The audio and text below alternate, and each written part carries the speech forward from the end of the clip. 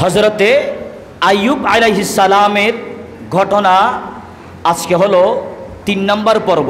আমি গত জুমায় বলেছিলাম হযরতে আইয়ুব আলাইহিস সালামের স্ত্রীকে 100টা বেতের আঘাত করবেন, এটা নিয়ে কয়েকটা বর্ণনা এসেছে, সেটাও বর্ণিত আছে। যেমন নাকি হযরতে আইয়ুব আলাইহিস সালাম তার স্ত্রীর নামে যে অপবাদ শয়তান থেকে শুনেছেন, এই অপবাদের জন্য আইয়ুব আলাইহিস সালাম যেভাবে কান্নাকাটি করেছেন 18 বছর পর্যন্ত এইভাবে কান্নাকাটি করেন নাই একটু অপমানের কারণে।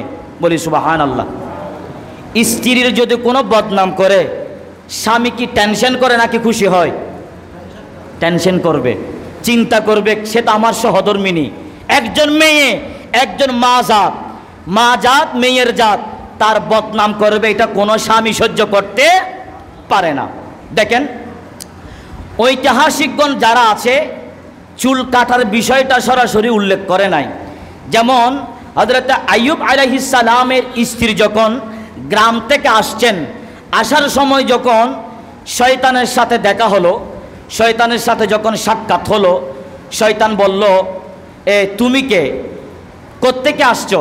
আইয়ুব আলাইহিস সালামের স্ত্রী বলছে, আমি হলাম হযরত আইয়ুব আলাইহিস সালামের সহধর্মিনী রহিমা। আমি মানে কাজ করতে গিয়েছি, ওই কাজের বিনিময়ে যাতে আমার স্বামীর কিছু খাবার নিয়ে আসতে পারি। বলে তোমার স্বামীর কি হয়েছে? বলে আমার স্বামীর আজকে দীর্ঘদিন ধরে অসুস্থ, আগাগোড়া শরীরের মধ্যে আপনার পোকা হয়েছে, শরীর থেকে মাংস পড়ে যাচ্ছে, ওই শরীরের মাংসটুকু পোকার খাবার বানিয়েছেন, রিজিক বানিয়েছেন। তখন ওই শয়তান হযরত আইয়ুব আলাইহিস সালামের স্ত্রীকে বলছেন, তাহলে আমি আপনাকে 2টা ওষুধের সন্ধান দিতে পারি। বলেন কয়টা ওষুধ? 2টা ওষুধ। ওই 2টা ওষুধ যদি আপনার স্বামীকে যদি সেবন করান, আপনার স্বামী সুস্থ হয়ে যাবে। একটা রিওয়ায়াত বলে ওই ওষুধগুলো কি? ওই ওষুধটা হচ্ছে নাউজুবিল্লাহ শুয়োরের মাংস, আর একটা হচ্ছে শরাব, যেগুলোকে আমাদের ভাষায় বলি মদ। অর্থাৎ মদ এবং ওই শুয়োরের গোশত আপনি যদি আপনার স্বামীকে যদি খাওয়ান, এগুলোর কারণে সুস্থ হয়ে যাবে। কারণ স্ত্রীরা চায় স্বামী সুস্থ হোক, খাবারটা হালাল হোক হারাম হোক, কারণ সবাই তো চায় জীবনটা বাঁচানো, ঠিক না বেটি? স্ত্রী মানুষ আপনারা তো ভালো বুঝেন, মেয়ের জাত, একটু তাদের মনটা সরল থাকে, তারা সব কিছু নিয়ে চালাকি করতে পারে না, তাদের দিলটা নরম। মেয়েদের দিলটা নরম, এটা বুঝতে পারে না, না বুঝার কারণে আইয়ুব আলাইহিস সালামের কাছে আসছেন, বলে এই ওষুধগুলা নিয়ে তুমি যাও। তখন আইয়ুব আলাইহিস সালাম বলছেন, তুমি এই খাবার কোত্থেকে এনেছো? এই খাবারগুলো তুমি কোথায় পেয়েছো? তিনি বললেন, এই খাবারগুলো আমি এনেছি এই মানুষদের ঘরে যেখানে কাজ করতে গিয়েছিলাম, আমি সেখান থেকে এই খাবারগুলো আমি এনেছি। তো এই কথাটা যখন বললেন যে আসার সময় আমাকে একজন ব্যক্তির সাথে আমার সাক্ষাৎ হয়েছে, ওই ব্যক্তিটা ছিল একটু বৃদ্ধ বয়সের, একটু মুরব্বী টাইপের একজন ব্যক্তি ছিল, সে আমাকে 2টা ওষুধের সন্ধান দিয়েছে, ওই 2টা ওষুধ আমি আপনার জন্য খাওয়ানোর জন্য চেষ্টা করছি, সেটা আমি আপনাকে বলছি। বলে 2টা ওষুধ কি? বলে একটা হচ্ছে শুয়োরের মাংস আর একটা হচ্ছে মদ। এই কথা যখন বললেন, স্বামী বললেন, আহা, কিভাবে তোমাদেরকে মানুষ এভাবে বিভ্রান্ত করতে পারে? তোমার এই সরলতা নিয়ে আমি খুব টেনশন করছি। অনেক সময় স্ত্রীর সরলতা নিয়ে অনেক স্বামীর আফসোস করে কি করে না? এটা মেয়েরা বুঝে না, এটা মেয়ের দোষ না।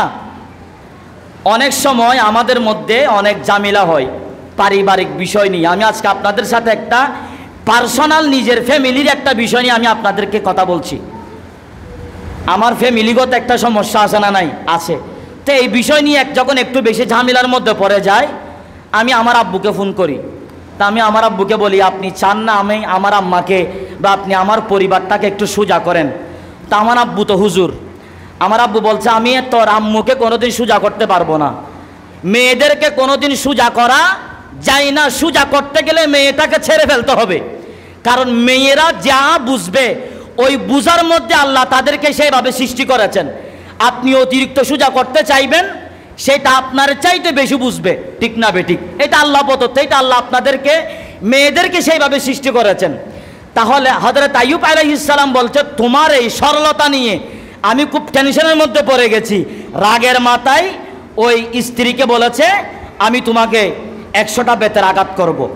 আর একটা রিওয়ায়াত হচ্ছে হযরত ইমাম আহমদ, হযরত ইবনে আব্বাস থেকে বর্ণনা, হযরত আইয়ুব আলাইহিস সালামের যখন অসুস্থতার সংবাদ যখন পেলেন, তার স্ত্রীকে বলছেন শয়তান। এটা আরেকটা রিওয়ায়াত বলছে, আপনার স্ত্রী আইয়ুব আলাইহিস সালাম সুস্থ হয়ে যাবে একটা কাজ যদি করে। বলে সেই কাজটা কি? কাজটা হলো আপনার আইয়ুব হযরত আপনার স্বামী ভালো হয়ে যাবে, বলতে হবে আমাকে ভালো করেছেন ডাক্তার, আমাকে আল্লাহ ভালো করে নাই, এটা মুখ থেকে স্বীকার করতে হবে। বলি নাউজুবিল্লাহ। এইটা যখন জিজ্ঞেস করেছেন যে তোমাকে রাস্তার মধ্যে কার সাথে দেখা হয়েছে, বলে আমাকে রাস্তার মধ্যে একজন ডাক্তারের সাথে দেখা হলো, যেগুলাকে আমরা বলি হেকিম অথবা ডাক্তারের সাথে দেখা হলো। সে বলেছে ওই ডাক্তার আপনাকে ভালো করে দিতে পারবে, তবে আপনি মুখ থেকে উচ্চারণ করতে পারবেন না যে আল্লাহ আপনাকে ভালো করেছেন। আপনার মুখ থেকে বলতে হবে এইটা আমাকে সুস্থ করেছেন কে? ডাক্তার। আমাকে সুস্থ করেছেন কে? ডাক্তার। কিন্তু মূলত সুস্থ করেছেন কে? আল্লাহ সুস্থ করেছেন, সেটা জবান দিয়ে উচ্চারণ করা যাবে না, বলতে হবে আমাকে ডাক্তার সুস্থ করেছেন। এগুলো যখন বলেছেন তখন আইয়ুব আলাইহিস সালামের মাথা আরেক গরম। তখন তার স্ত্রীকে বলেছেন, আমি যদি সুস্থ হই আমি তোমাকে 100টা বেতের আঘাত করব। 3টা রিওয়ায়াত। হযরত আইয়ুব আলাইহিস সালাম এত বড় রোগ নিয়ে কোনোদিন আল্লাহর দরবারে অভিযোগ করে নাই। শেষে এমন একটা পর্যায়ের মধ্যে চলে গেছে, অসুস্থতার কারণে তার স্ত্রীর পরিশ্রম যখন বেড়ে গেছেন, তার স্ত্রীর কাজ যখন একটু বাড়তি হয়ে গেছে, তার স্ত্রীর নামে বিভিন্ন মানুষ যখন সমালোচনা করছেন। এখন আপনারা প্রত্যেকেই জানেন এটা একজন নবীর বউ বলে কথা, ঠিক না বেঠিক? এটা নবীর স্ত্রী, একজন নবীর স্ত্রী, আলেম ওলামার স্ত্রী, পীর ও মুর্শিদের স্ত্রী, বড় বড় মহান ব্যক্তিদের স্ত্রী। এগুলো কিন্তু একটু সম্মানের জায়গার মধ্যে থাকে, ঠিক না বেঠিক? সামান্য পাবলিকের স্ত্রী আলেমের স্ত্রীর সাথে কোনোদিন মিলানো যাবে? কথা বলেন না রে ভাই? যদি মিলাতে চান, যদি পর্দার মধ্যে যদি থাকেন, তাহলে তো আপনাকে আমি ধন্যবাদ জানাই। আপনারা জানেন একজন নবীর স্ত্রী, তো নবীর স্ত্রীর জন্য যখন মানুষ যখন বেশি বদনাম যখন আপনার করছেন, তো সেটার কারণে আপনারা তখন আল্লাহর কাছে ফরিয়াদ করেছিলেন যে অসুস্থতার কারণে। এরপর হযরত আইয়ুব আলাইহিস সালাম আরও অতিরিক্ত বেশি কান্নাকাটি করার আরেকটা কারণ বর্ণনা করেছেন যে তার 2জন শাগরিদ ছিল।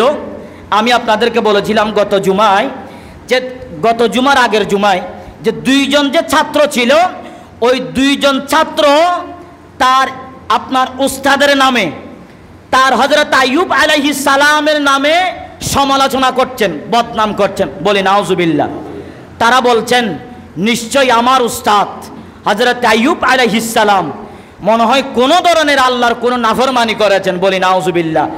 মনে হয় কোনো বড় গুনাহ করেছেন, না হলে বেগুনা ব্যক্তিদেরকে এত বড় মুসিবত দেওয়ার কোনো যুক্তি নাই। এত বড় একজন জলিলুল কদর একজন নবী, তাকে কিভাবে এত বড় বিপদের সম্মুখীন করেছেন? নিশ্চয় তার কোনো ধরনের আপনার বড় ধরনের একটা গুনাহ ছিল, যার কারণে ওই গুনার কারণে আল্লাহ হযরতে আইয়ুব আলাইহিস সালামকে মুসিবতের মধ্যে পতিত করেছেন। একটু জোরে বলি নাউজুবিল্লাহ। নবীরা কি গুনাহ করতে পারে? নামাজের নবীরা কি গুনাহ করতে পারে না? দেখেন, অপর একটা বর্ণনায় এসেছে হযরতে আইয়ুব আলাইহিস সালাম যেভাবে অসুস্থ অবস্থায় ছিলেন, অসুস্থ অবস্থায় থাকাকালীন অবস্থায় আপনার 2টা কীট অর্থাৎ 2টা পোকা শরীর থেকে পড়ে গেল। খাবার যখন সেখান থেকে গোশতগুলো যখন পচে গেছে, ওই পচা গোশতের মধ্যে আল্লাহ পাক কিছু পোকা সৃষ্টি করে দিয়েছেন। ওই পোকার খাবার বানিয়ে দিয়েছেন হযরতে আইয়ুব আলাইহিস সালামের শরীরের গোশতগুলা, দুইটা পোকা যখন সেখান থেকে পড়ে গিয়েছে, তখন আইয়ুব আলাইহিস সালাম রাগের মাথায় ওই পোকাগুলোকে আবার শরীরের মধ্যে তুলে দিলেন। বলে সুবহানাল্লাহ। আইয়ুব আলাইহিস সালাম বলছেন, তোমরা তোমাদের রিজিক বানাইছে আল্লাহ আমার শরীরের মাংস, কেন পড়ে যাচ্ছ সেটা বলে আইয়ুব আলাইহিস সালাম ওই পোকাগুলোকে আপনার আবার তুলে দিলেন। তুলে যখন দিচ্ছেন, ওই পোকাগুলো রাগের মাথায় এমনভাবে দংশন করছেন, এমনভাবে কামড় দিচ্ছেন, যার কারণে আইয়ুব আলাইহিস সালামের কষ্টের পরিমাণটা আরো দ্বিগুণ হয়েছে। তখন এইটার বিষয়ে আল্লাহ কোরআনুল কারীমের মধ্যে বলে দিয়েছেন, ওয়া আইয়ুবা ইয নাদা রাব্বাহু আন্নী মাসানিয়াদ দুররু ওয়া আনতা আরহামুর রাহিমিন ফাস্তাজাবনা লাহু ফাকাশাফনা বিহি মিন দুররান ওয়া আতাইনাহু আহলাহু ওয়া মিসলাহু মাআহুম রাহমাতান মিন ইনদিনা ওয়া যিকরা লিল আলামিন। আল্লাহ বলেন, আমি আমার আইয়ুবকে সবরকারী হিসেবে, ধৈর্যশীল হিসেবে পেয়েছি। এমনকি আমি আল্লাহ হযরত আমার আইয়ুব আলাইহিস সালামকে তার দুঃখ কষ্টগুলো দূর করে দিয়েছি। আরো জোরে বলেন দেখেন, তাহলে আইয়ুব আলাইহিস সালামের দোয়া শরীয়তের পরিপন্থী ছিল না। বলেন, আইয়ুব আলাইহিস সালামের দোয়া শরীয়তের কোনো পরিপন্থী ছিল না। এমনকি দীর্ঘ 7 বছর ধরে মারাত্মকভাবে যখন তিনি অসুস্থ হয়ে পড়েছেন, তার স্ত্রী একবার বললেন তার স্বামীকে, আপনি তো আমার স্বামী, আপনাকে আমি একটা কথা বলতাম। বলে, কি কথা? বলে, আপনি এত বড় মুসিবতের মধ্যে পতিত হয়েছেন, আমি আপনার সেবা করছি, আমার কষ্ট হচ্ছে, আপনি তো রোগী, আপনি অসুস্থ, আপনার কত কষ্ট হচ্ছে, আপনি একটু আল্লাহর কাছে ফরিয়াদ করেন না, আল্লাহ যাতে আপনাকে সুস্থ করে দেয়। তখন আইয়ুব আলাইহিস সালামের স্ত্রীকে হযরত আইয়ুব আলাইহিস সালাম বলছেন যে, আচ্ছা তুমি বলো তো, আমরা কতদিন ধরে সুস্থ ছিলাম? বলে, আমরা 70 বছর ধরে সুস্থ ছিলাম। তা আমরা সুস্থ ছিলাম 70 বছর, অসুস্থ আছে মাত্র 7 বছর। কথা বুঝতে লাগবে না বাবাজি? অসুস্থ ছিলাম মাত্র 7 বছর, অসুস্থ ছিলাম 7 বছর, সুস্থ ছিলাম 70 বছর। এখনো তো অসুস্থতার চাইতে সুস্থতার পরিমাণ বেশি। আমি কিভাবে আল্লাহর কাছে ফরিয়াদ করতে পারি? আমাকে অসুস্থ দেওয়া, এটা মনে হয় আল্লাহর কাছে ভালো লাগছে, এটা আল্লাহ আমাকে দেন, এটা নিয়ে আল্লাহর কাছে আমার কোনো নালিশ নাই। আল্লাহ যেদিন আমাকে সুস্থ করবেন, ওই দিনেই আমি সুস্থ হব। তাই আল্লাহ কোরআনুল কারীমের মধ্যে বলে দিয়েছেন, ইন্না ওয়াজাদনা সাবিরান, আমি আল্লাহ হযরতে আইয়ুব আলাইহিস সালামকে ধৈর্যশীল এমন সবরকারী হিসেবে পেয়েছি। আরো জোরে বলেন। আল্লাহ আমাদের প্রত্যেককে আমল করার, বুঝার তৌফিক দান করুক, প্রত্যেকে বলি আমিন। এরপর হযরত আইয়ুব আলাইহিস সালাম যখন দোয়া করেছেন আল্লাহর কাছে, দোয়া করার ক্ষেত্রে কয়েকটা কারণ বর্ণনা করেছেন। যেমন হযরত আইয়ুব আলাইহিস সালামের স্ত্রী যখন খাবার এনেছেন, প্রথমে বলেছিলেন এই খাবার কোত্থেকে? বলে, এই খাবার আমি মানুষের কাছ থেকে এনেছি কাজের বিনিময়ে। এদিকে তো শয়তান আগে থাকতে বলে দিয়েছেন আইয়ুব নবীকে, বলে আমাকে সত্য করে বলো এই খাবার কোত্থেকে এনেছেন? বলে, আমি এগুলো এনেছি এক জায়গা থেকে। তখন আইয়ুব আলাইহিস সালাম তার স্ত্রীকে বলেছেন, যতক্ষণ পর্যন্ত তুমি সত্য কথা আমাকে বলবা না, ততক্ষণ পর্যন্ত তোমার খাবারগুলো আমার জন্য হারাম। তখন বলেছেন, আমি আপনার স্ত্রী রহিমা, আমি আপনার খেদমত করছি, আমি আপনার স্বামী। আপনি জানেন আপনার 4 জন স্ত্রী ছিল, 4 জন স্ত্রীর মধ্যে 3 জন আপনাকে আপনার কাছ থেকে তালাক নিয়ে চলে গিয়েছেন। আমি রহিমা শুধু আপনার খেদমত করছি। আপনি অসুস্থ আছেন সেটা নিয়েও আমি চিন্তিত। অসুস্থ অবস্থার মধ্যে আপনি না খেয়ে থাকবেন, এটা আমি স্ত্রী কোনোদিন সহ্য করতে পারবো না। তাই আমি বাধ্য হয়ে কাজ না পাওয়ার কারণে আমার 2টা চুলের 2টা বিনি ছিল। আমাদের মা বোনরা চুলের মধ্যে জোড়া বাঁধে কি বাঁধে না? এবার না মাথার দে মাইয়া ফল হনদিন ন দেখে ভাঙ্গর মাতন না বাজি। আমাদের মহিলারা চুলের মধ্যে জোড়া বাঁধে কি বাঁধে না? জোড়া বাঁধে, চুলগুলো একসাথে করে, চুলগুলো সবগুলো এক পাশ করে, এইভাবে তারা চুলগুলোকে একটা বিনির মতো করে তারা জোটা বাঁধে।